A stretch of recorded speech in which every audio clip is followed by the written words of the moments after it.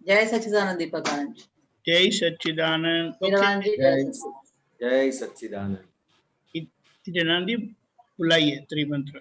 नमो वीतरागाय, नमो वीतरागाय, नमो अरिहंताणम, नमो अरिहंताणम, नमो सिद्धाणम, नमो सिद्धाणम, नमो आयरियाणम, नमो आयरियाणम, नमो वस्सायाणम, नमो उपस्जायानम, नमो लोये सौव साहुणम, नमो लोये सौव साहुनम, ऐसो पंचन मुक्कारो, ऐसो पंचनमुक्कारो, सौवपावपणासनो, सौवपावपणासनो, मंगलाणं च सौवेसिम, मंगलानं च सौवेसिम, परमं हवै मंगलम।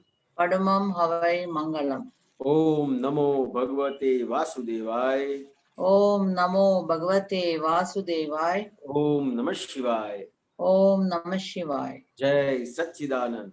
जय सच्चिदानंद। हे श्री सिमंदर स्वामी प्रभु, हे श्री सिमंदर स्वामी प्रभु, हे श्री दादा भगवान, हे श्री दादा भगवान, मुझे शुद्ध उपयोग पूर्वक मुझे शुद्ध उपयोग पूर्वक सत्संग में बैठने की, सत्संग में बैठने की, सत्संग सुनने की, सत्संग सुनने की, सत्संग समझने की सत्संग समझने की परम शक्ति दे। परम शक्ति दे। मैं भाव कर्म, द्रव्य कर्म, नो कर्म, मैं भाव कर्म, द्रव्य कर्म, नो कर्म, मन वचन काया, मन वचन काया, मेरे और मेरे नाम की सर्व माया, मेरे और मेरे नाम की सर्व माया, आप प्रगट परमात्मा स्वरूप प्रभु के, आप प्रगट परमात्मा स्वरूप प्रभु के सुचरणों में समर्पित करता हूँ। सुचरणों में समर्पित करता हूँ।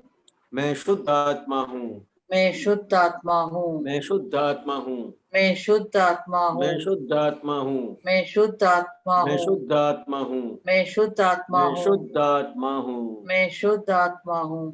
जय सच्चिदानंद। जय सच्चिदानंद। जय सच्चिदानंद। जय सच्चिदानंद। Sharon, हाँ। like to ask question? या बोलिए।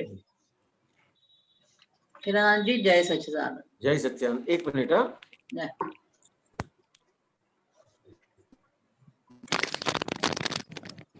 हाँ जी।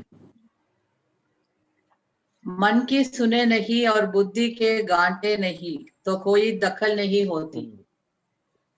ये रेफरेंस बताइएगा। 231। ओके।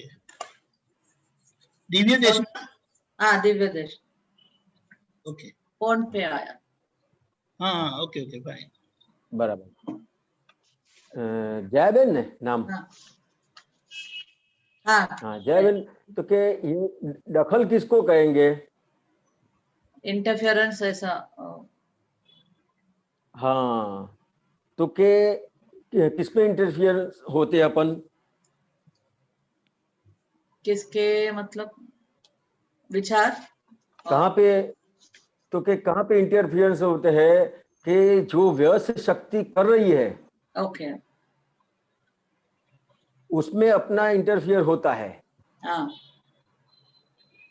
समझ में आया? तो जो मन में विचार आते हैं और बुद्धि से उसको सोचते हैं, तो क्या होता है कि जो भी व्यवस्थित शक्ति चला रही है उसके अंदर अपनी जो सोच है उसको डालते हैं कि ये जो हो रहा है उसको ऐसे नहीं ऐसा करना चाहिए, ऐसे नहीं ऐसा करना चाहिए, ऐसे नहीं ऐसा करना चाहिए। ओके तो ये क्या हो गया? तो कि ये जो व्यवस्थित शक्ति का जो कार्य है उसमें अपना दखल हो गया। ओके समझ में आया? तो कि भाई अपना व्यवहार क्या है वो समझने का है।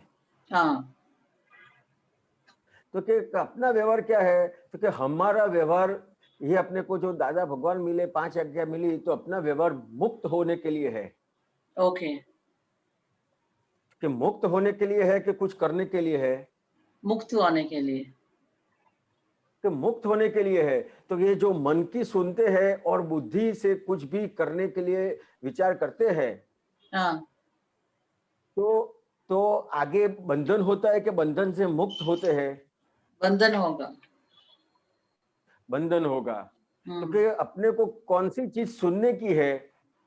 तो कि अभी अपने को जो सत्संग, दादा भगवान के सत्संग से जो अभी अपने को समझ मिली, हाँ, तो कि क्या समझ मिली कि हमें हमारा जो व्यवहार है, अभी अभी व्यवहार कौन सा खड़ा हुआ? तो कि मुक्त होने का व्यवहार खड़ा हुआ है।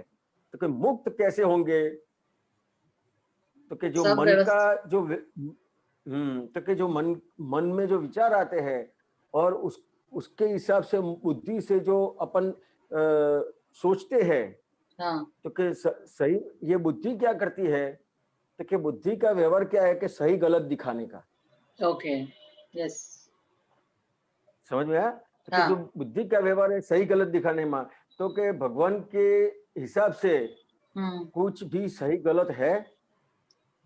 नहीं, सब तो एक कि ही है। सही गलत कुछ भी, जो भी हो रहा है वही सही है। हाँ, ओके, समझ में? तो लेकिन बुद्धि क्या करेगी? तो कि आपको सही गलत दिखाएगी। ट्रू, तो ये जो बुद्धि सही गलत दिखाती है उसको सांसारिक बुद्धि कहते हैं। ओके, लेकिन अपने को अभी जो प्रज्ञा शक्ति मिली, हम्म, उसके हिसाब से क्या होगा? तो कि प्रज्ञा शक्ति के हिसाब से अपने को ये आ, अपना जो व्यवहार है वो क्या होना चाहिए वो पता चला कि मुक्त होने का व्यवहार करने का है। तो यही जो बुद्धि है वो क्या हो गई? तो कि सम्यक हो गई। सम्यक, ओके, समझ में आया? तो ये जो सम्यक नहीं होती है, तो उसको गुजराती में हिंदी में उसको क्या कहेंगे? विपरीत विपरीत बुद्धि कहते हैं और एक सम्यक बुद्धि है। तो ओके, कि जो संसार में ले जाती है वो विपरीत बुद्धि है, वो संसार और संसार में से मुक्त कराती है वो सम्यक बुद्धि है। ओके, क्योंकि अपनी अभी प्रज्ञा के हिसाब से अपनी बुद्धि क्या कैसी हो गई? तो कि सम्यक हो गई। सम्यक, सम्यक बुद्धि क्या करेगी? तो कि आपको जो समझ मिली है, आपको जो ज्ञान मिला है, उसके हिसाब से सब व्यवहार दिखाएगी आपको। कि विपरीत बुद्धि संसार में ले जाएगी और सम्यक बुद्धि संसार से मुक्त कराएगी। तो हाँ, ये अभी अभी क्या हो रहा है? अभी दोनों चल रहा है। क्यों दोनों चल रहा है? तो कि अभी जो जया बेन लेके आए हैं साथ में, हाँ, वो भी क्रियाकारी होगा कि नहीं होगा? होगा, तो जो लेके आया है वो क्रियाकारी होता है। लेकिन अपने को अभी जो समझ प्राप्त हुई है, तो क्या वो भी क्रियाकारी है कि नहीं क्रियाकारी है? क्रियाकारी है ना? तो कि वो भी क्रियाकारी है। तो कि जो अभी जो ये अपने को समझ मिली है वो किस तरह से क्रिया करेगा? तो कि जो विपरीत बुद्धि है उसके हिसाब से जो सही गलत दिखा रहे हैं, संसार की ओर ले जा रहे हैं, उससे ये जो सम्यक बुद्धि है वो उसमें से आपको वापस लाएगी और आपको अपने खुद के स्वरूप में स्थिर करेगी। ठीक है, अब, समझ में आया जय? हाँ, बिल्कुल। हाँ, पूछिए। और एक चरण विधि में एक डाउट है। सूर्य समान तेजस्वी आणि चंद्र समान शीतल एवा है वितरागी परमात्मा। तमाम लेप्यमान भावोती वो सर्वथा निर्लेप है वो शुद्ध आत्मा। वो तमाम लेप्यमान भावोती, इसका लेपायमान मतलब क्या? तो कि जो ये आपने गोबर देखा है ना? सॉरी, गोबर गोबर गोबर, हाँ, गोबर देखा है ना? गोबर गाय का, काउडंग काउडंग। ओके, ओके, हाँ, हाँ, तो वो लगा देते हैं। तो जो दीवार होती है कि जो नीचे सरफेस होती है, तो कुछ दिखाई देता है नहीं, तो कि ये जो लेपायमान भाव जो है वो क्या करते हैं? तो कि जिस तरह से ये अपने पर ये जो दीवार पे या सरफेस पे जो लेप लगाते हैं, हाँ, और उसके हिसाब से जो नीचे का कोई भी चीज अपने को दिखाई देता है, नहीं, तो नहीं दिखाई देता है। तो लेपायमान भाव क्या करते हैं, तो जिस तरह से गोबर सरफेस पर के दीवार पे लग जाता है उस तरह से अपने पर चिपक जाते हैं। हाँ, क्या कहते हैं कि सूर्य समान तेजस्वी અને ચંદ્ર સમાન શીતળ એવા હે વિતરાગી પરમાત્મા તમામ લેપાયમાન ભાવોથી હું સર્વથા નિર્લેપ એવો શુદ્ધ આત્મા છું। तो कि जो ये जो अपने अपने ऊपर जो हावी हो जाते हैं, लेपायमान अपने पे हो जाते हैं, जो अपने भाव जो है हाँ, वो अपने पे लेपायमान हो जाते हैं, अपने पर हावी हो जाते हैं। तो अपना खुद का स्वरूप कैसा है, तो कि ये जो सिर्फ लेपायमान हो गए ऐसा लगता है वो सिर्फ साइकोलॉजी इफेक्ट है। मैं ये सब भाव से मैं मुक्त ऐसा शुद्धात्मा हूं। समझ में आया? ओके।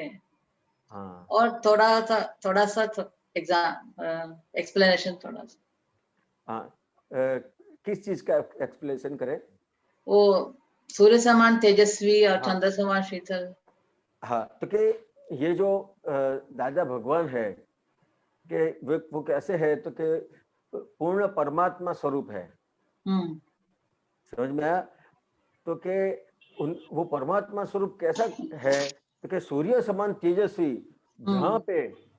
जहां पे अपने को कोई चीज नहीं दिखाई देती है, तो उनका तेज ऐसा है कि उनके हिसाब से चलते हैं तो अपने को सब आगे दिखाई देता है। उनका तेज ऐसा है, जो शुद्धात्मा का स्वरूप है वो ऐसा तेजस्वी है कि मैं शुद्धात्मा हूं, उसके हिसाब से जो भी आप व्यवहार करते हैं, 5 आज्ञा से जो व्यवहार करते हैं, तो आपको जैसा सूर्य का तेज है, और सूर्य का तेज पूरे विश्व को उजास करता है, तो वैसा अपने अंदर जो दादा भगवान है वो अपने अंदर पूरा उजास करते हैं।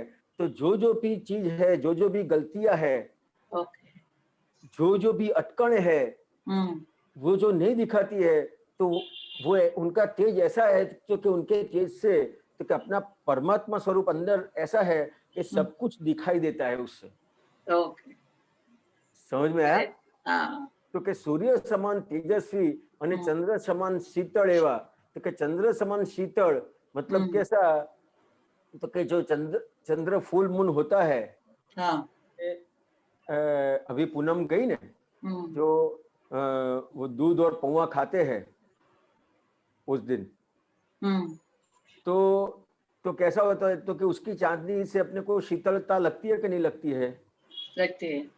तो कि ये तो स्थूल है चंद्र का, और सूर्य का भी स्थूल है, लेकिन ये परमात्मा स्वरूप कैसा है, तो कि अपने को जो जैसे ये शीतलता लगती है, तो कि अंदर परमात्मा स्वरूप ऐसा शीतल है कि अपने अंदर अपने पर कितने भी घाव लगे हैं, कितनी भी असर है, लेकिन दादा भगवान जो अंदर बैठे हैं वो उनकी शीतलता ऐसी है कि सब घाव को शांत कर देते हैं।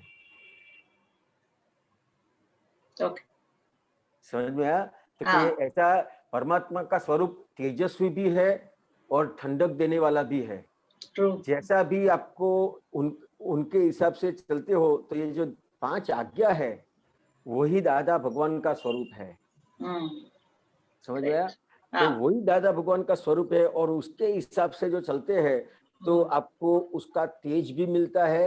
जहां पे भी आपको उजास चाहिए वहां पे उजास मिलता है, क्योंकि अभी तक अपना जो व्यवहार है वो अज्ञानता के हिसाब से अपन अंधेरे में ही गुम किए हैं। Very true.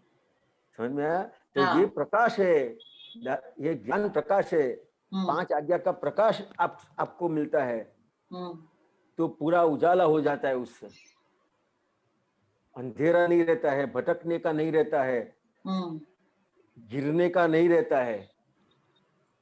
समझ में आया? ऐसे उजास वाले परमात्मा है। समझ में आया? और शीतल ऐसे है कि अपने जितने भी घाव है, जितने भी अपने को असर है, तो उसमें ठंडक पहुंचाते हैं। True, very true. समझ में आया ना? हाँ, जय सच्चिदानंद। जय सच्चिदानंद। डॉक्टर कश्यप, दिल्ली। जय सच्चिदानंद दीपक भाई, जय सच्चिदानंद हिरण। जय सच्चिदानंद। हाँ जी, मुझे वो प्रकट दादा स्तुति में पूछना है, जैसे आपने ये गांठ का बताया, उसमें भी जो पद आता है ना, एक मिनट, निर्ग्रंथ आता है उसमें, हाँ, बाह्यंतर निर्ग्रंथि समरस। हाँ, इसमें ग्रंथि का क्या अर्थ होता है, थोड़ा सा और बताएं, थोड़ा सा। जैसे ये सब जो अपने अंदर जो सब ग्रंथियां होती है, जैसे वो कुदरती रूप से है कश्यप जी। जैसे खेती करते हैं तो जो अंदर बीज डालते हैं तो उसके हिसाब से पाक होता है ना। तो ये जो ग्रंथियां मतलब क्या, जैसे ये खुराक है, खुराक खाने में जो अपने को उसके ऊपर लुब्धता होती है, जैसे विषय का है, ये खुराक का है, ये सब ग्रंथियां है अलग अलग प्रकार की कश्यप जी। मतलब ग्रंथि मन में होती है? हाँ, मन में होती है। मन में ऐसे ये सब अपने ग्रंथि लेके है, जहां पे भी ये सब ग्रंथियां वर्क करती है, कार्य करती है। मतलब ये ग्रंथि जो है, मतलब वो ग्रंथि के हिसाब से फिजिकल इसमें, ये ग्रंथि के हिसाब से उसको मतलब वहां ये पे कुछ, सुख। कश्यप जी सुनिए। जी जी जी, तो ये ग्रंथि के हिसाब से उसको वहां पे सुख दिखाई देता है। कश्यप जी आवाज पहुंचती है? जी जी, आ रही है आपकी आवाज। हाँ, तो उसको सुख दिखाई देता है वहां पे। जैसे ये विषय की ग्रंथि है, खुराक खाने में जो उसको सुख दिखाई देता है, जहां जहां पे उसको सुख दिखाई देता है, तो ये इस तरह से अलग अलग अंदर ग्रंथि पड़ी हुई है, उसके हिसाब से उसको अंदर सुख लगता है। तो के ये जो ज्ञानी पुरुष है उसको कोई भी ग्रंथियां रही नहीं है। समझ में आया? नहीं उसको विषय की ग्रंथि है, नहीं उसको खुराक खाने में ऐसी कोई ग्रंथि नहीं है। मतलब हम वहां पर अटक जाते हैं, ग्रंथि वो होते हैं ना जहां पर हम अटक जाते हैं, मतलब सुख लगता है, जो है उसको वहां पे लगता है। अच्छा, सुख लगता है, खाने में सुख लगता है, विषय में सुख लगता है। अच्छा, संसार का जो वस्तु जहां पर सुख लगता है उसको ग्रंथि बोलते हैं ना, उसको ग्रंथि कहते हैं। अच्छा, तो उनको कोई भी ग्रंथि नहीं है और वो समता में आ गए, ये इसका अर्थ ये हुआ ना। बाह्यांतर निर्ग्रंथि, कोई बाहर की कोई भी चीज में वो निर्ग्रंथ हो गए, वो जो ग्रंथि है वो खड़ी नहीं होती है, जिसके हिसाब से उसमें सुख लगे। समझ में आया। समझ में? तो बाहर की कोई भी चीज के अंदर ऐसी उनके अंदर कोई ग्रंथि नहीं रही है। जैसे आप अनाज बोते हैं तो अंदर बोया हुआ है, तो उसके हिसाब से जो आप खातर पानी सब डालते हैं तो खड़ा होता है ना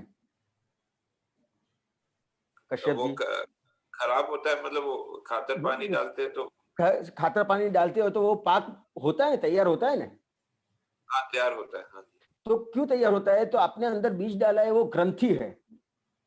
ग्रंथि है। समझ में आया? समझ में आया। हाँ, तो ये जो ग्रंथि है उसके हिसाब से वो खातर पानी ने काम किया। अच्छा, अगर वो ग्रंथि नहीं होती, अंदर बीज नहीं होता, तो आप कितना भी खातर पानी डालो लेकिन वो बनता नहीं। समझ में आया ना? ग्रंथि वो बीज कहते हैं उसको। जी, समझ में। हाँ, उनको कोई भी ऐसा संजोग आएगा, खाने का संजोग आएगा कि कोई भी बाहर का कोई भी ऐसा कुछ अच्छा दिखाई देने का संजोग आएगा, तो उनके अंदर ग्रंथि है ही नहीं, ऐसा बीज ही नहीं है। समझ में आया ना? समझ में। हाँ, मैं आगे पूछ सकता हूँ जी? अभी आपने बोलिए बोलिए। हाँ हाँ, आगे ये जो है मतलब ये पुष्टि, उसका अगला जो पद है पुष्टि वचन बल वाला, ये हाँ ये जो है ना इसमें कहाँ पर है,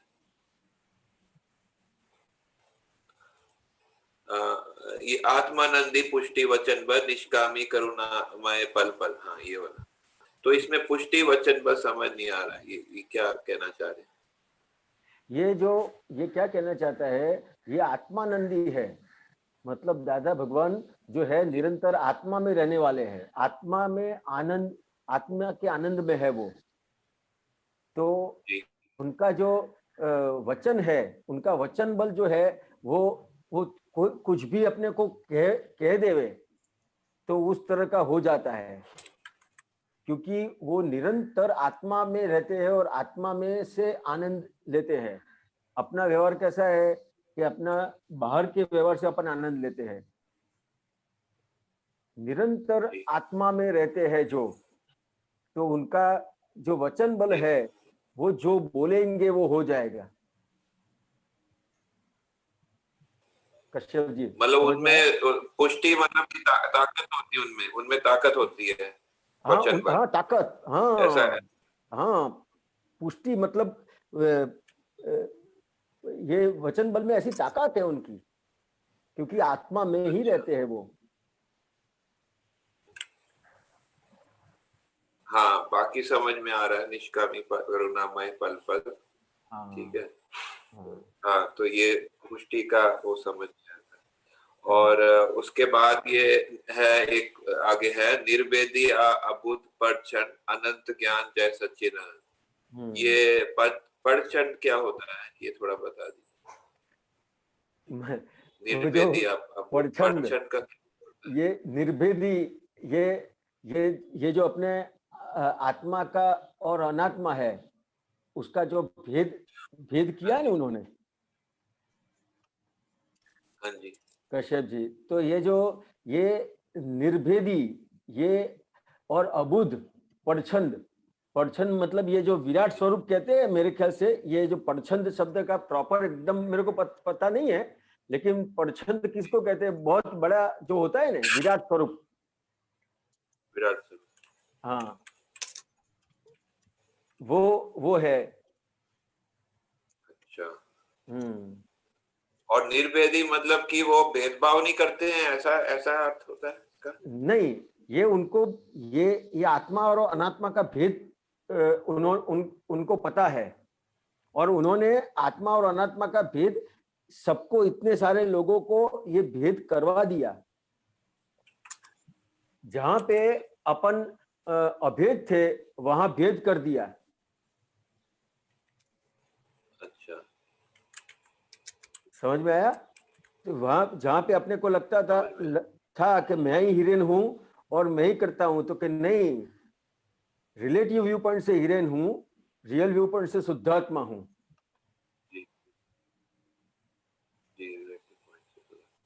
जी समझ में आ गया। ठीक है जी, ये सही है, धन्यवाद। जय सच्चिदानंद। इतने परछंद है फिर भी अबूझ है, मैं कुछ भी जानता नहीं हूं ऐसे भाव में है। ये दादा भगवान के इतने सारे इसमें गुण दिए हैं, ये स्तुति है, प्रगट दादा स्तुति। तो ये इतने सारे दादा भगवान के इसमें गुण दिए हैं कि ये उनके गुण की भजना है इसके अंदर। हाँ, गुण की भजना, उनके गुण की भजना है। जी जी, धन्यवाद जी। जय सच्चिदानंद। जय सच्चिदानंद। ओके, बंसल जी।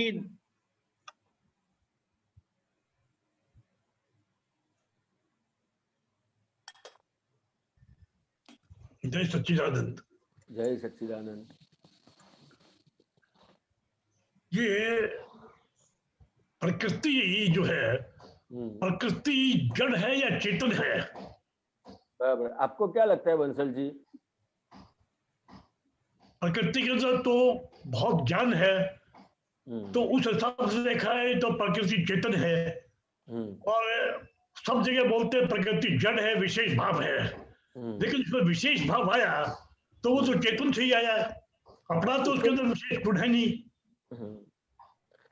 क्योंकि प्रकृति जो है उसको निश्चेतन चेतन कहते हैं। चेतन है नहीं, लेकिन चेतन जैसा लगता है। उसको एग्जाम्पल से आपको समझाता हूं। तो कि जैसे आप कार चलाते हो तो कि कार के अंदर चेतन है? नहीं, लेकिन किस हिसाब से चलती है? तो कि उसके अंदर जो इलेक्ट्रिक करंट है कि पेट्रोल है, तो पेट्रोल अपने को दिखता है कि इलेक्ट्रिक करंट जो है अपने को दिखता है कि गाड़ी दिखती है? गाड़ी दिखनी पड़ती है।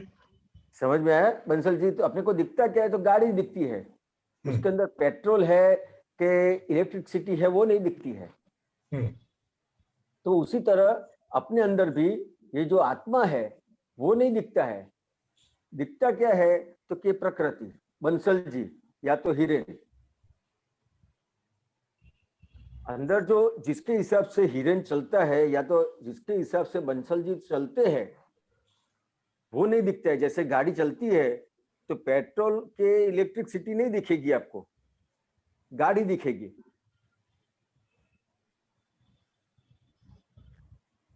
इसमें आपको समझने का क्या है बंसल जी, वो बताओ। आप समझना क्या चाहते हो? अगर सभी चीजें प्रकृति कर रही है, चेतन हमको कहीं भी दिखाई नहीं पड़ता है, और पुद्गल भी कहीं दिखाई नहीं पड़ता है। जो रियल पुद्गल है, जो दिखाई पड़ रहा है वो सब प्रकृति है। और जो जिसको बोल रहे हैं मैं जानता हूं, मैं जानने वाला हूं, देखने वाला हूं, तो वो देखने वाला जानने वाला वो भी प्रकृति के अंदर ही है। वो असल चेतन नहीं है। असल चेतन तो उसके कहीं पीछे, बहुत पीछे है, जो कि इसमें इन्वॉल्व ही नहीं है कहीं भी। लेकिन इसमें आपको जानना क्या है? समझना है, मुझे जानना नहीं है, समझना है। क्या समझने का है बताओ? चेतन है क्या चीज जिसको हम चेतन बोल रहे हैं बार बार? चेतन क्या है जिसको बोल रहे हैं? और प्रकृति है। तो जो ये जो चेतन है ये सिर्फ कैसा है बंसल जी? तो कि अभी तक अज्ञान के हिसाब से क्या कहते थे कि मैं बंसल जी हूं। तो ये कौन कह रहा था? तो कि अपने अंदर जो मान्यता है, बिलीफ है, तो कि बिलीफ क्या थी? जहां तक सही नहीं माना जाना था वहां तक बिलीफ क्या थी? तो कि मैं ही खुद हूं और मैं ही सब कुछ कर रहा हूं। खुद का स्वरूप पता, ओरिजिनल पता नहीं था उसको।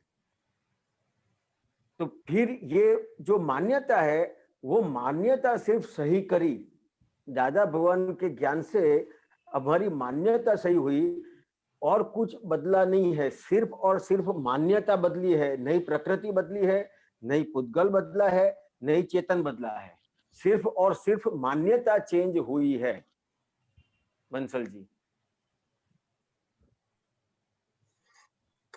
मान्यता मतलब बिलीफ।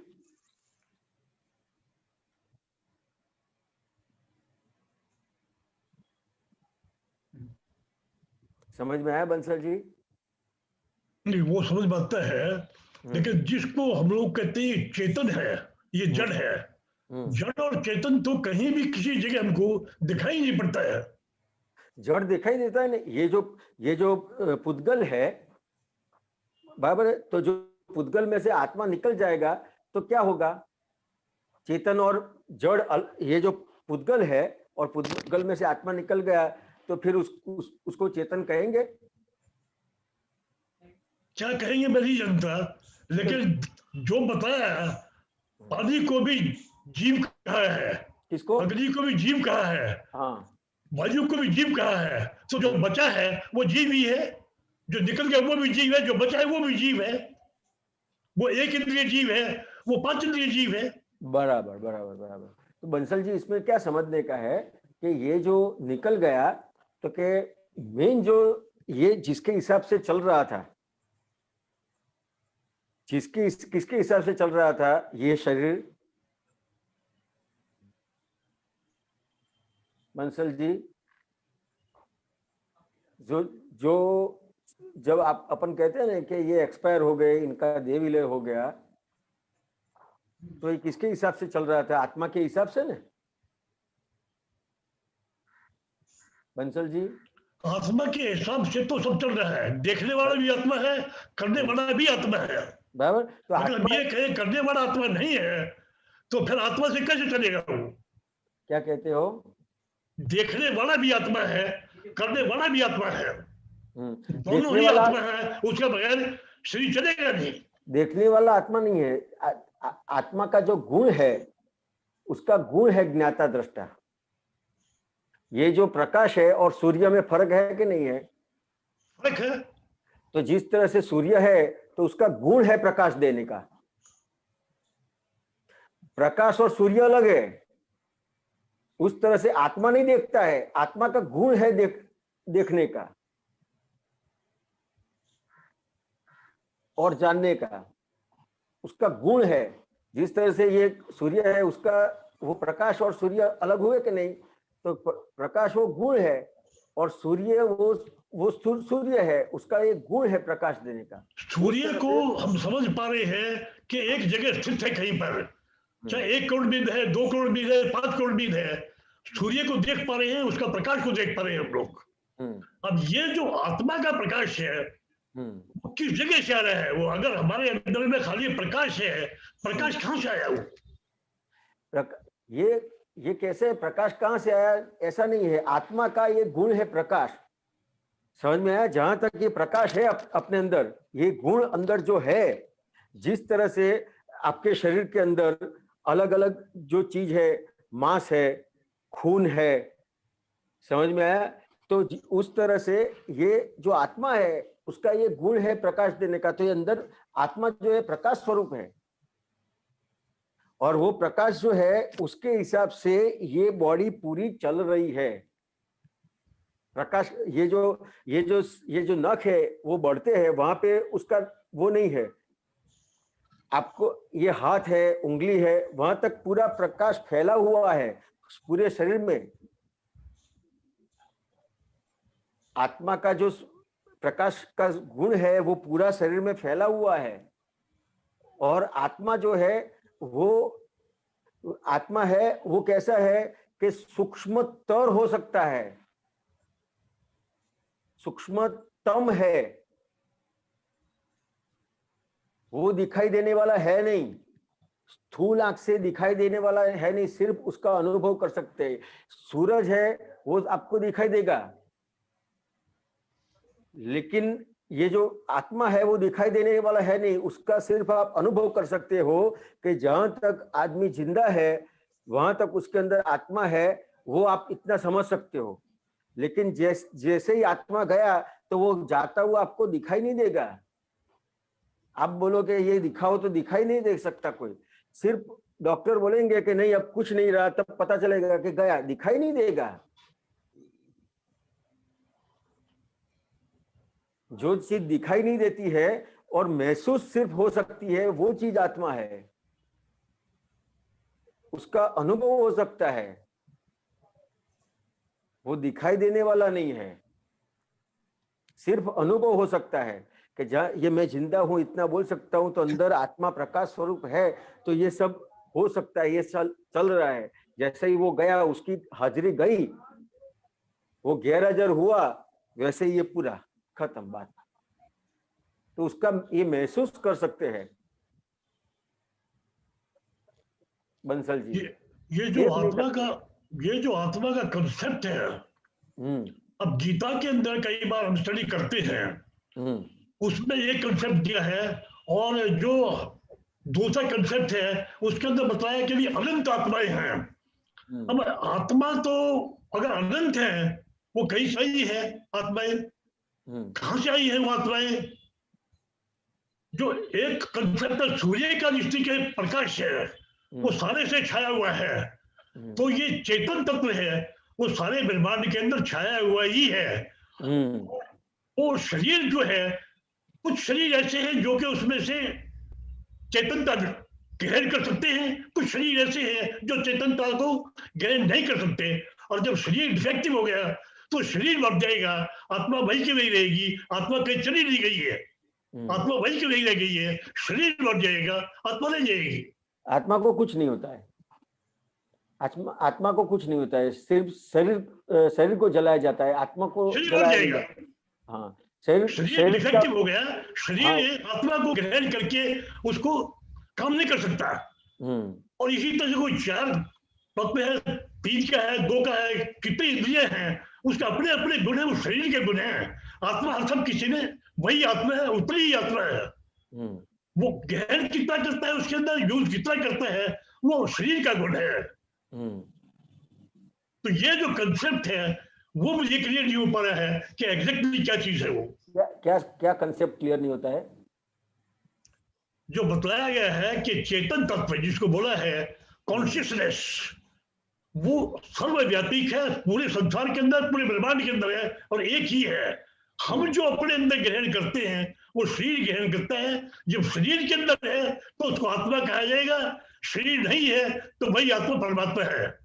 और बाहर जो जाएगा, दूसरे शरीर में जाएगा, वो कॉजल बॉडी जाएगी, आत्मा नहीं जाएगी। तो ये सब आप तो जानते हैं, इसमें समझने का क्या है आपको? क्लैरिटी नहीं है मुझे, क्लैरिटी नहीं है मुझे इसमें कि क्या क्लैरिटी नहीं है? एक चीज आप बताओ कि पहले कौन सी क्लैरिटी नहीं है, पहले एक चीज बताओ आप। जैसे डिस्टर्ब करते हैं कि भी हम किसी स्टेज के अंदर यहां से किसी दूसरे प्लेन पर जाएंगे, उस प्लेन से जाकर के आत्मा बाहर जाएगी, वहां पर हम परमानेंटली रहेंगे, वहां से देखते रहेंगे।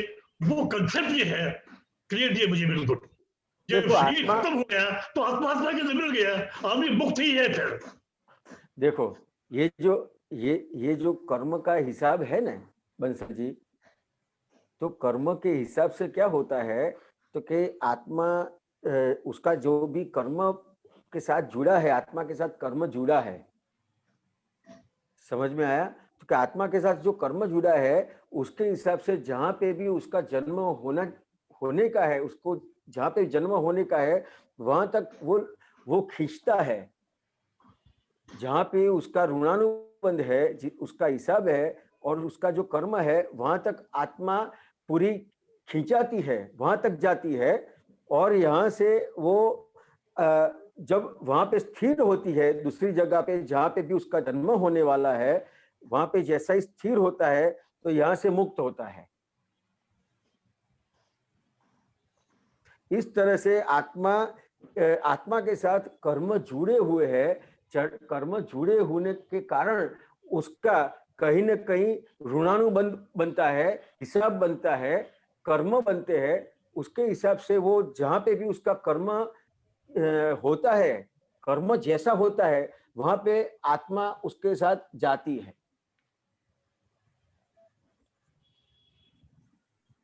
ये जो जैसे आप कहाँ पे रहते हैं अभी? दिल्ली में। कहाँ पे? दिल्ली में रहते हैं।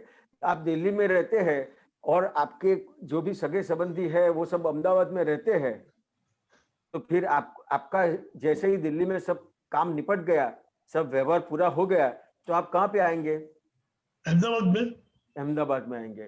तो उसी तरह ये जो जिस तरह आपका व्यवहार पूरा हो गया वहां पे, तो आप अहमदाबाद में आते हैं। क्यों अहमदाबाद में आते हैं? तो कि आपका जो हिसाब है, आपका कर्म है, वहां का पूरा हो गया दिल्ली का। तो अब कहाँ जाने का है? तो कि जहां पे अभी कर्म बाकी है, आपका हिसाब बाकी है, वहां पे जाने का है आपको। उसी तरह से जैसे ये देह के साथ जो भी अभी ऋणानुबंध था, वो इधर पूरा हो गया। जहां पे भी मैं रहता था, जहां पे भी मेरे साथ सब लोग जुड़े हुए थे, वहां मेरा ऋणानुबंध हिसाब पूरा हो गया, मेरा आयुष्य कर्म वहां पे पूरा हो गया। तो क्या होता है तो कि जहां पे भी मेरे कर्म अभी बाकी है वहां पे मेरे को जाना पड़ेगा, जहां जहां पे भी पेंडिंग कर्म है वहां पे जाना पड़ेगा। और ये जो मनुष्य देह है वो कैसा है कि मनुष्य देह से कर्म बनते हैं और बाकी जितनी भी योनियां है उसमें कर्म नहीं बनते हैं, सिर्फ कर्म का भुगतान होता है। बंसल जी, ये जो कर्म बनते हैं उसका कारण पोतापनु, आईनेस। जब तक पोतापनु है तो कर्म बनेंगे, जब पोतापनु खत्म हो गया तो नहीं, पोतापनु नहीं, अज्ञानता, खुद के स्वरूप की अज्ञानता, पोतापनु नहीं, खुद के स्वरूप की अज्ञानता के हिसाब से क्या होता है कि मैं ही हिरण हूं, मैं ही करने वाला हूं। जब उसको ज्ञान प्रकट होता है तब उसको पता चलता है कि मैं शुद्धात्मा हूं। तो क्या होता है तो कि जो करने वाला भाग है, जो करना करना करना करना, ये करना वो करना, ये जो करने वाला भाग है वो कौन है तो कि अहंकार। वो जो अज्ञानता के हिसाब से वो जो अहंकार खड़ा हुआ था वो खत्म होता जाता है, वो खत्म हो जाता है।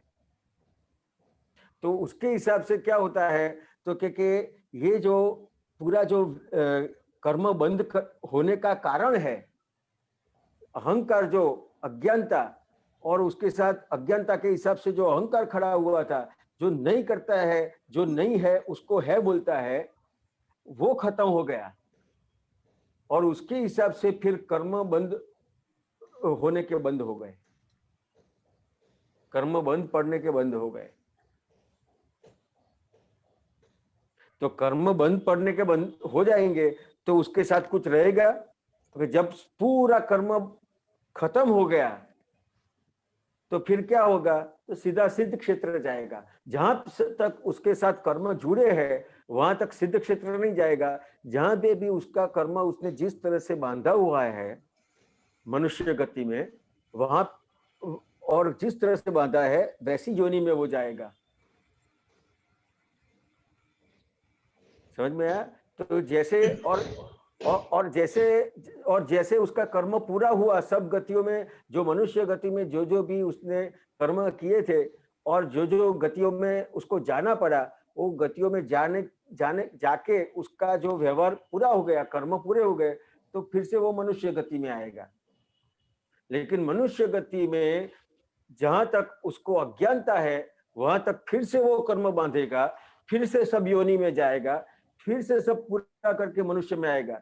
लेकिन मनुष्य में आके जब उसको कोई ज्ञानी पुरुष मिलेगा और उसको उसके स्वरूप का भान कराएगा, अज्ञानता से मुक्त होगा, तब उसको कर्म बंद होने के बंद होते हैं।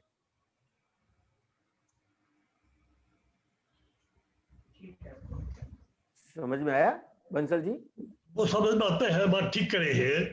लेकिन पोतापन जो चीज है, मेरी सेपरेट एग्जिस्टेंस है, वो जब तक भाव है तब तक मोक्ष है नहीं।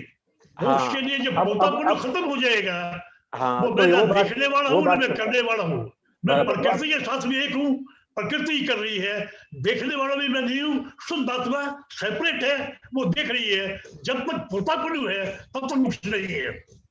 तो ये बात बताता हूँ आपको। तो कि इसमें कैसा है बंसल जी, तो कि जैसे ही आपको ज्ञान मिला और सही समझ प्राप्त हुई कि ये रिलेटिव व्यू पॉइंट से बंसल जी है, रियल व्यू पॉइंट से शुद्धात्मा हूं, तो क्या हुआ तो कि जो रिलेटिव भाग है बंसल जी का भाग है, तो जो भी व्यवहार करेगा पोतापणु किसको कहते हैं आप?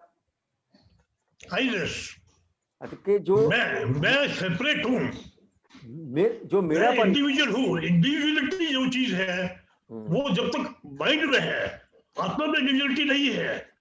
इंडिविजुअलिटी माइंड में है, जब तक माइंड है तब तक मोक्ष नहीं है। माइंड का हो गया पूरा, मोक्ष हो गया। वो समझा, वो बात करता हूँ। तो क्या है तो कि ये जो पोतापणु है, समझ में है? तो कि ये भाग अलग हुआ, ये किसका हुआ तो कि बंसल जी का। जैसे ही आपको ज्ञान मिला जैसे ही आपको ज्ञान मिला कि मैं रिलेटिव व्यू पॉइंट से बंसल जी हूँ, रियल व्यू पॉइंट से शुद्धात्मा हूँ, तो कि जो ये पोतापना का जो भाग है वो किसका हुआ?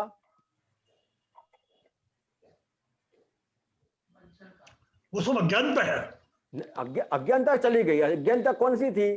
कि खुद के स्वरूप को जाना नहीं था, वहां तक अज्ञानता थी। मैं इंडिविजुअल हूँ, वही अज्ञानता है। मैं इंडिविजुअल हूँ, वही अज्ञानता है। मैं हर चीज में प्रकृति के साथ जुड़ा हुआ हूँ, प्रकृति से भिन्न हुई नहीं, और आत्मा भी हर चीज में जुड़ी हुई है। मैं कोई सेपरेट हूँ नहीं। तो दोनों में मैं सेपरेट देखने वाला हूँ, मैं सेपरेट करने वाला हूँ। मेरी सेपरेट एग्जिस्टेंस है ही नहीं। कबीर ने बार बार यही कहा है, मैं था तो तुम नहीं थे, तुम थे तो मैं नहीं था। जब मैं चला जाऊंगा तो तुम ही तुम हो। वो बात करता हूँ। तो कि ये जो आपने बात करी ना अज्ञानता, तो जहां तक उसको स्वरूप का ज्ञान नहीं है ना, वहां तक अज्ञानता है। उसको खुद के स्वरूप का भान नहीं है, वहां तक अज्ञानता है। और खुद के स्वरूप का जब भान होता है तो क्या होता है? तो कि जो भी अज्ञानता का भाग है उसको वो देखने और जानने वाला हो गया। मतलब किसका? तो कि आप खुद बंसल जी की अज्ञानता को देखने और जानने वाले अभी हो गए। आप खुद अभी आपके अंदर जो पोतापणु जो होता है उसको देखने और जानने वाले हो गए। क्यों? तो क्या अभी अलग हो गए। जिस तरह से पहले आपके पास में कोई पड़ोसी है, कोई नेबर है आपके, तो नेबर के यहाँ कुछ भी होता है तो आपको दिखाई देता है ना बंसल जी। तो अभी ये बंसल जी है वो आपके नेबर हो गए। बंसल जी अभी नेबर हो गए। बंसल जी में पोतापणु है कि अज्ञानता है कि जो भी बंसल जी का व्यवहार है वो सब आप देखने और जानने वाले हो गए, पहले नहीं थे। जहां तक मैं शुद्धात्मा हूं वो भान नहीं हुआ था, वहां तक आप देखने और जानने वाले नहीं थे। अभी मैं शुद्धात्मा हूं, वो भान हुआ, तो सब अभी जो आप बात कर रहे थे वो सब आप देखने और जानने वाले हो गए। तो ठीक है, समझ? ठीक है। हाँ, तो ऐसा है। लेकिन वहां से भी जो पोतापणु है वो तो जाना पड़ेगा। जब पोतापणु चला जाएगा, मैं नहीं हूं, तुम ही तुम हो। जब मैं उसको दूसरा मानता हूं कि करने वाला, उसको आप चाहे व्यवस्थित कहिए, चाहे आप उसको ईश्वर कहिए, चाहे परमात्मा कहिए, उसी के सारा संसार चल रहा है। मैं जो उसके अंदर मेरा जो अस्तित्व है वो खाली एक भ्रांति है, वो माइंड के अंदर है। और वो जब तक भ्रांति रहेगी तब तक मोक्ष नहीं है। भ्रांति जो आपको ज्ञान मिला नहीं तो भ्रांति चली गई। मैं अभी भी अपने को सेपरेट मानता हूँ ना, मैं सेपरेट हूँ, मैं देखने वाला हूँ। तो मैं देखने वाला भी नहीं हूँ, वो जाएगा तभी जाकर के पूर्ण मोक्ष होगा।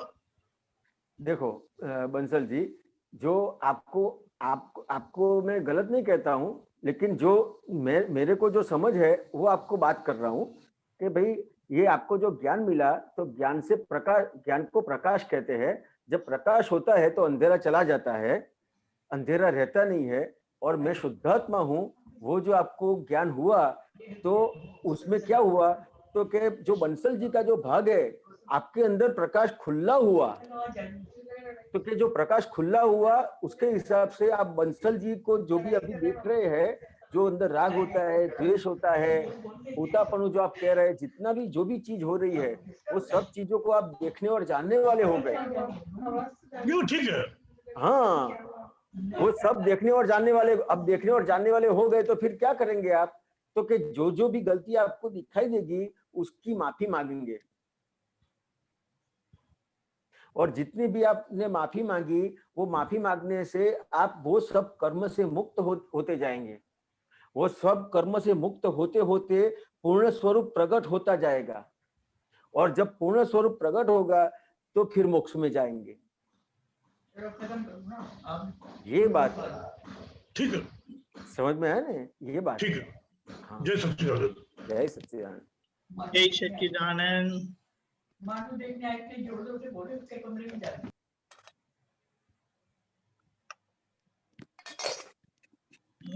कहाँ गए?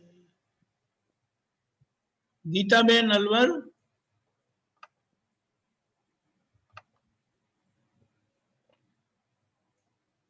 जय सच्चिदानंद स्वामी जी। जय सच्चिदानंद। स्वामी जी, लघुता ग्रंथि का थोड़ा और खोलना।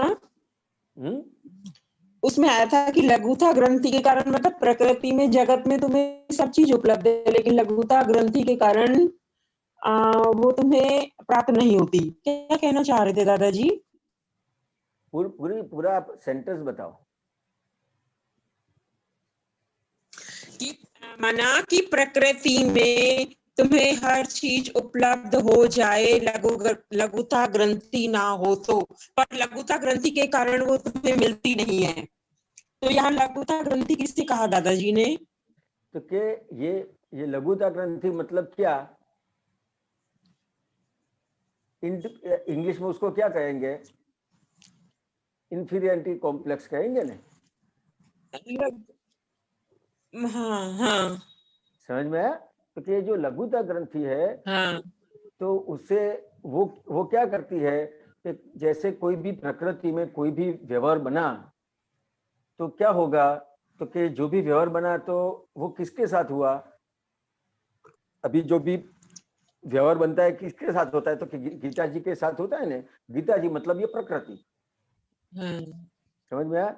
लेकिन अज्ञानता के हिसाब से क्या होता है, तो कि मेरे साथ ऐसा हुआ, मेरे को इसने ऐसा बोला।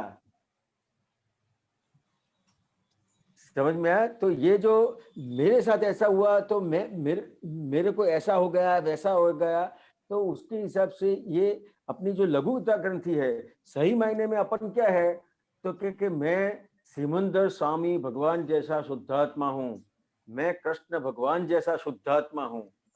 ये अपन क्यों बोलते हैं? मैं महावीर भगवान जैसा शुद्धात्मा हूँ। तो कि ये जो अपने को लघुता ग्रंथि है उसको खत्म करता है कि मैं ऐसा हो गया, वैसा हो गया, फलाना हो गया। समझ में आया? तो ये अपने जो विधि में बोलते हैं, क्यों बोलते हैं, तो कि ये इंफीरियरिटी कॉम्प्लेक्स जो है, लघुता ग्रंथि है, उसमें से बाहर आने के लिए ये जितनी भी साइकोलॉजी इफेक्ट है, वो साइकोलॉजी इफेक्ट के हिसाब से जो ओरिजिनल अपना खुद का स्वरूप है वो ढंका हुआ है। वो सिर्फ ढंका हुआ है किस हिसाब से? सिर्फ साइकोलॉजी इफेक्ट से कि मैं ऐसा हो गया, वैसा हो गया, फलाना हो गया। समझ में आया? तो कि ये जो प्रकृति में ये सब होता है तो उसको ये लघुता ग्रंथि कहते हैं। लेकिन लघुता ग्रंथि और गुरुता ग्रंथि दोनों में से ये अपने को मुक्त कराते हैं। ये जो अपने को ज्ञान विधि में जो भी वाक्य है वो अपने को संभाव में लाते हैं और संभाव में लाके खुद के स्वरूप में स्थिर करते हैं। लघुता ग्रंथि की समझ में आए ना? हाँ स्वामी जी, जैसे अपन इसको विज्ञान जो बोलते हैं, मतलब ज्ञान और विज्ञान में कितना फर्क है? ज्ञान कितना और फर्क? तो कि जो आत्मा है आपका, वो ज्ञान स्वरूप है। लेकिन जहां तक उसने खुद के स्वरूप को जाना नहीं है, खुद के स्वरूप को जानना मतलब क्या, तो कि विज्ञान मतलब क्या, तो कि रिलेटिव व्यू पॉइंट से मैं हिरेन हूं और रियल व्यू पॉइंट से मैं शुद्धात्मा हूं, तो ये विज्ञान में आ गया। क्या दोबारा बताना? क्या? कि रिलेटिव व्यू पॉइंट से मैं हिरेन हूं और रियल व्यू पॉइंट से मैं शुद्धात्मा हूं। रिलेटिव व्यू पॉइंट से आप गीता बहन है और रियल व्यू पॉइंट से शुद्धात्मा है। तो आपको ये जो ज्ञान था, तो विज्ञान मतलब क्या, तो कि विशेष ज्ञान।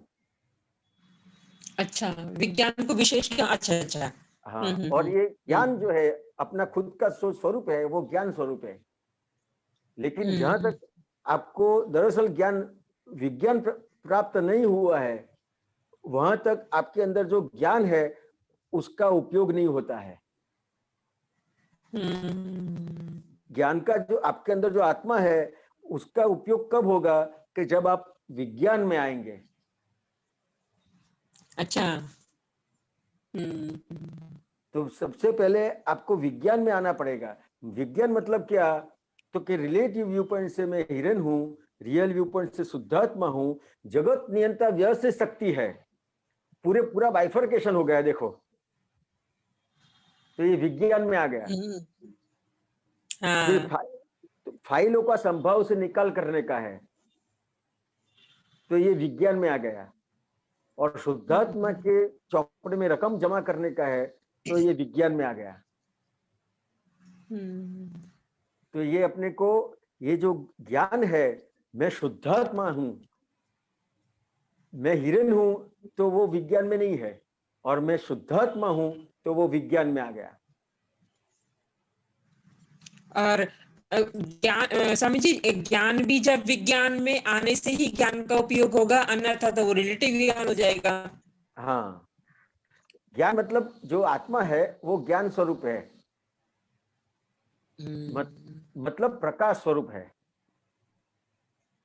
समझ में आया? उसका जो उसके हिसाब से जो प्रकाश मिलता है, वो प्रकाश का जहां तक उसको विज्ञान प्राप्त नहीं हुआ है, वहां तक उसको, उसके प्रकाश का उसने उपयोग नहीं किया है, क्योंकि खुद के स्वरूप की जानकारी नहीं है, समझ नहीं है, खुद के स्वरूप को जानता नहीं है, तो वहां तक वो विज्ञान में नहीं आता है। जैसे ही खुद का स्वरूप को जाना, तो वो विज्ञान में आ गया, क्योंकि मैं कौन हूं। ये तो स्वामी जी ऐसी बात, मैं कौन ये हूं, तो ऐसी बात हो गई कि, बोलिए। अच्छा, आप कुछ कहना चाह रहे हैं क्या? नहीं, कोई बात नहीं, आप बोलो। मतलब ये तो ऐसी बात हो गई कि जैसे आत्म चेतन तत्व को जानने के लिए जड़ प्रकृति की जरूरत पड़ी, माना उसके स्वस्वरूप की पहचान करने के लिए उसे एक शरीर की या जड़ की या उसकी जरूरत पड़ी। नहीं, शरीर तो है ही, शरीर तो है ही, लेकिन उसने खुद के स्वरूप को जाना नहीं है। हाँ। इसके हिसाब से अज्ञानता है, और अज्ञानता के हिसाब से वो कर्म में बनता जाता है। तो क्या होता है, तो कि 4 गति और 84 लाख योनि में वो घूमता रहता है अज्ञानता के हिसाब से। और जो उसको ज्ञान उसने प्राप्त किया, ज्ञान मतलब क्या, रिलेटिव व्यू पॉइंट से मैं हिरन हूं, रियल व्यू पॉइंट से शुद्ध आत्मा हूं, वो ज्ञान, वो विज्ञान हो गया। समझ में आया ना? वो विज्ञान में आ गया, और विज्ञान में आ गया तो फिर ये कर्म से मुक्त होता जाएगा, और कर्म से मुक्त होते होते वो पूर्णता को प्राप्त करेगा। देखो स्वामी जी, कितनी दादाजी ने कितनी बड़ी बात को कितनी सहजता से खोल के और कितना उस चक्र को तोड़ डाला, मतलब कितनी बड़ी बात है ये, देखो। जिसके लिए संसार भटक मतलब संसार में भटक हो रही थी। सही बात है। स्वामी जी, मैं ये कहना चाह रही थी कि मुझे ना बहुत दिनों से कोई चीज है ना मिल ही रही थी, और अक्सर ऐसा होता है कि रख के भूल गए या दिमाग में से ऐसा रख दिया, तो मैं ढूंढ के परेशान हो गई। आज मैंने उसको वापस ढूंढना शुरू किया। फिर मैंने बोला, दादाजी मैं तो रख के भूल गई, लेकिन आपको तो ध्यान होगा ही ना कि कहाँ रखा होगा। मैंने सब जगह ढूंढ के ना ऐसे बोला, तो मैंने पता नहीं, मैं जाके वहीं मतलब यहाँ और देख लेती हूँ, और जाके हाथ डालू तो वो वहीं मिली, और मुझे 6 महीने से नहीं मिल रही थी। तो मतलब मेरा साइकोलॉजिकल इफेक्ट है या दादाजी का मतलब ऐसा पावर है क्या समझूं मैं? देखिए, ये जो आपने दादाजी को याद किया है, तो ये जो आपका चित्त इधर उधर भटकता था, तो आपका चित्त स्थिर हुआ। समझ में आया? अपने जो व्यवहार है वो बिगड़ते क्यों है, तो कि अपने व्यवहार में अपना जो चित्त है, अपनी स्थिरता नहीं है। कि ये जो दादा भगवान को अपने साथ में रखा, तो ये स्थिरता आपने प्राप्त करी, चित्त स्थिर हो गया। चित्त स्थिर हो गया तो जहां पे भी रखा था वहां पे आपका ध्यान गया। जो अस्थिरता, दादा भगवान को याद किया तो आपकी जो अस्थिरता थी वो चली गई, और आप स्थिरता में आए। सिर्फ दादा भगवान को आपने याद करने से आप स्थिर हो गए, तो दादा भगवान पूरे दिन आपके साथ में रहेंगे तो क्या होगा? हाँ, वही बात है। मेरे को आज दिमाग में यही आ रहा था कि खाली समय में हमें मतलब क्या करना चाहिए, वो भी मेरे अंदर आज प्रश्न चल रहा था। हाँ, तो खाली समय में अपने पास बहुत सारी चीज है। ये दादा भगवान ना असीमकार हो है, ये सब विधि है, प्रार्थनाएं, बहुत सारी चीज है खाली समय में करने के लिए। ये आप्तवाणी पढ़ते हैं, अक्र विज्ञान पढ़ते हैं, बहुत सारी चीज है।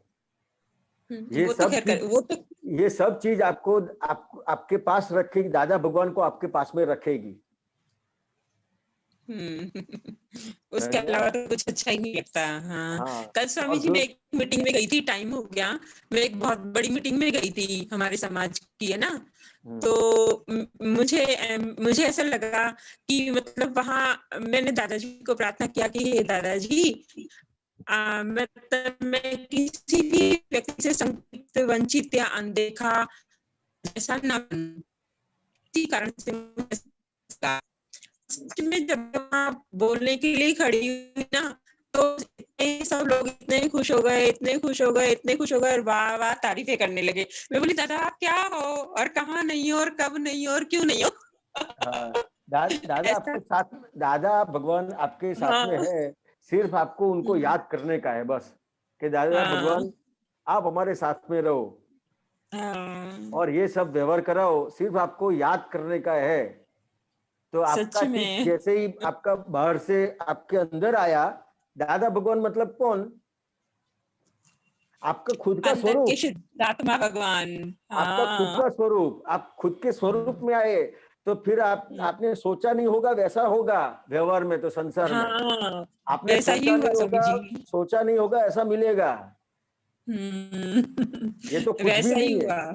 ये आपको सिर्फ ये सैंपल दिया है, सिर्फ कि आप आत्मा में आ जाओ तो कितनी बड़ी बात व्यवहार में बनती है, उसका ये सैंपल है, उदाहरण है।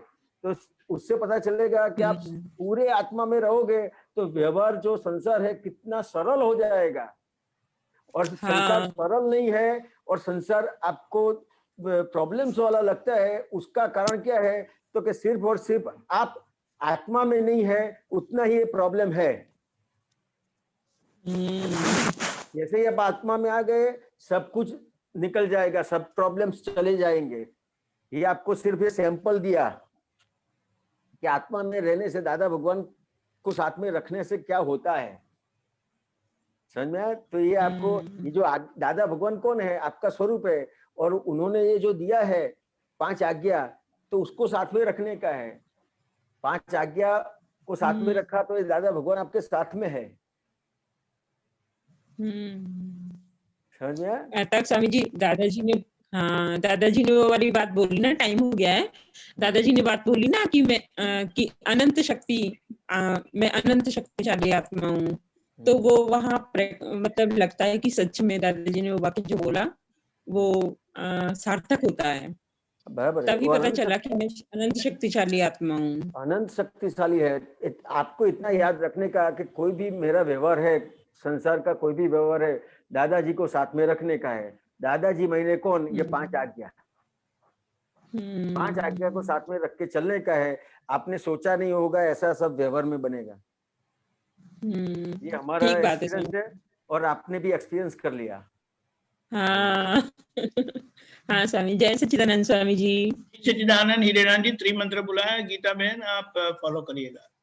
नमो वीतरागाय, नमो वीतरागाय, नमो अरिहंताणम, नमो अरिहंताणम, नमो सिद्धाणम, नमो सिद्धाणम, नमो आयरियाणम, नमो आयरियाणम, नमो वज्रायाणम, नमो वज्रायाणम, नमो लोये सव्व साहुणम, नमो लोये सव्व साहुणम, ऐसो पंचन मुक्कारो, ऐसो पंचन मुक्कारो, सव्व पावपणासनो, सव्व पावपणासनो, मंगलाणं च सव्वेसिं, मंगलानं च सव्वेसिं, पद्मं हवै मंगलम्, पद्मं हवै मंगलम्। ओम नमो भगवते वासुदेवाय। ओम नमो भगवते वासुदेवाय। ओम नमः शिवाय। ओम नमः शिवाय। जय सच्चिदानंद। जय सच्चिदानंद।